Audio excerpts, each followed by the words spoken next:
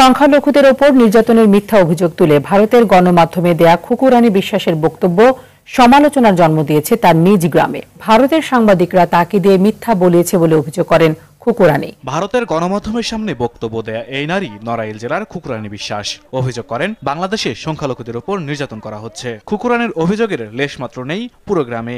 এরকম কোনো জিনিস ঘটেনি এবং আমার এই গ্রামে মনে হয় 500 ঘর মুসলমান আছে আর আমরা মাত্র 30 ঘর আছি। আমরা কোনো সময় কোনো সমস্যার মধ্যে নেই। আমরা কোনো অত্যাচারে খুব আমরা ভালো আছি। হিন্দু মুসলিম আমরা খুব নিজের ভাইয়ের মতো নাই আমরা বসত করি। এটা খুবই দুঃখজনক এবং এটা ইন্ডিয়ার চক্রান্ত, ঠিক আছে, যে কারণে আজকে এই মা আছে শিকার হয়েছেন। আসলে আমি সমস্ত এই দেশবাসীর কাছে এবং জাতির কাছে আমি মার পক্ষ থেকে মার এই কথার আমি ক্ষমা প্রার্থী। এই বার্সটা এই জায়গায় রাখো আর চারিপাশে পুলিশ টুলিশ রয়েছে, তারপরে সাংবাদিকরা রয়েছে।